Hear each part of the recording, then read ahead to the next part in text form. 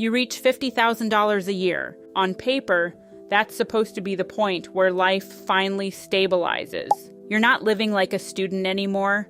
Your bills are mostly under control. Your life looks reasonably put together, and yet your bank account still feels nervous. So here's the strange question. If $50,000 is supposed to be the moment adulthood starts feeling comfortable, why does it often feel like the moment financial pressure quietly begins? Because there's a hidden shift that happens around this income level that almost nobody explains.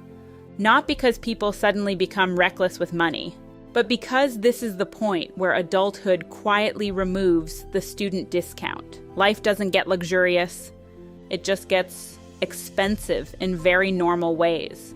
And those normal costs start stacking faster than people expect. Most people enter adulthood believing a simple rule. Earn more money and life gets easier. If your income rises from $30,000 to $50,000, your breathing room should expand. Your stress should drop.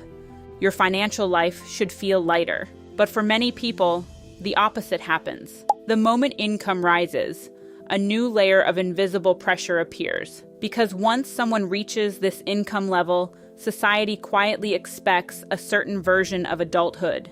Not luxury, just stability. And stability turns out to be expensive. Think about what usually happens around this point. You move into a place that looks reasonably put together, maybe a one-bedroom apartment instead of sharing space with roommates. You get a reliable car, not a luxury car, just something that starts every morning, which already feels like a luxury. Your wardrobe shifts slightly because your job environment changes. The cheap clothes that worked during college suddenly don't quite fit the professional environment anymore. None of these things look extravagant. They look responsible, but together they create a completely different financial structure. Imagine someone earning $50,000 a year. After taxes and deductions, their take-home income might land somewhere around $3,000 to $3,500 per month. Now imagine checking your bank account near the end of the month. Rent is paid, the car payment cleared, groceries are done, and somehow the number left over feels smaller than it should. Now look at what adulthood quietly charges for. Rent for a modest apartment might land around $1,200 to $1,500. A basic car payment could be $300. Insurance adds another $100 or more. Utilities, phone service, and internet could easily add $200. Groceries might run $400 to $500 if you're eating normally and not surviving on instant noodles anymore. Suddenly, we're already approaching $2,000 to $2,500 of basic monthly costs. And that's before the quieter expenses start appearing. Professional software subscriptions, a gym membership you signed up for during your optimistic phase in January, which now mostly functions as a monthly donation. Streaming services that seemed harmless because each one is only $10 or $15. Occasional travel to see family, replacing a laptop that finally gives up after years of loyal service. Suddenly, that supposedly comfortable salary is doing a lot of heavy lifting.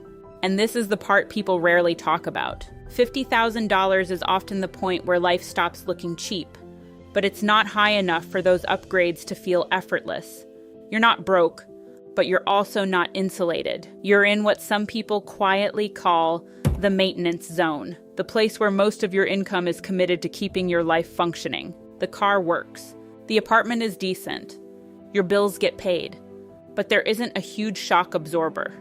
A medical bill shows up. Your rent increases. A job bonus doesn't arrive the year you expected it. None of those events should be catastrophic. But suddenly, the math gets tight. And that's where the psychological side of this income level starts showing up. Because people assume the pressure must be their fault. They look around and think, other adults seem to be managing this just fine. So the brain starts searching for explanations. Maybe I'm bad with money. Maybe I spend too much. Maybe I just need better discipline. Sometimes those things are true, but often the real issue is structural. At this income level, fixed costs begin forming around your life faster than income grows. Housing is the biggest example. When someone first earns more, they often upgrade their living situation slightly, not extravagantly, just enough to feel like life is progressing. Maybe moving from a shared apartment to a one-bedroom, maybe choosing a safer neighborhood, maybe living closer to work. But housing has a strange financial property. Once you lock it in, it becomes very difficult to change quickly. If rent absorbs 40% of your take-home income, that number doesn't shrink easily. The same thing happens with vehicles. Many people upgrade their car once their income improves. Again, not extravagantly, just something reliable. But reliability usually comes with a payment. And payments quietly remove flexibility from your financial life. This is the hidden mechanism behind the $50,000 problem. The issue isn't that $50,000 is a terrible income. The issue is that it's often the point where fixed financial commitments begin stacking faster than income growth. And once fixed costs take over, financial life becomes rigid. Rigid finances create a very specific kind of stress, not panic, just constant background tension. You notice it when you hesitate before booking a trip. You notice it when a dentist visit suddenly feels expensive. You notice it when your paycheck lands and most of it already has a destination. None of the individual decisions look irresponsible. Reliable car, decent apartment, professional appearance, basic subscriptions. These are the normal building blocks of adult life. But stacked together, they quietly consume the majority of a mid-range income. That's why people sometimes describe this phase as the most financially confusing part of adulthood. When you were earning $30,000, the pressure made sense. You were early in your career. When someone earns $100,000, breathing room often becomes more noticeable. But around $50,000, life sits in a strange middle ground. You're expected to operate like a financially stable adult, without yet having the financial margin that makes that stability feel comfortable. And here's the belief reversal that changes how people see this stage. The problem isn't that $50,000 is too small. The problem is that adulthood quietly expands to match whatever income level you reach. Expenses rise because every stage of life introduces new, normal costs. Better housing, reliable transportation, healthcare, career tools, social expectations. None of these feel optional once they arrive.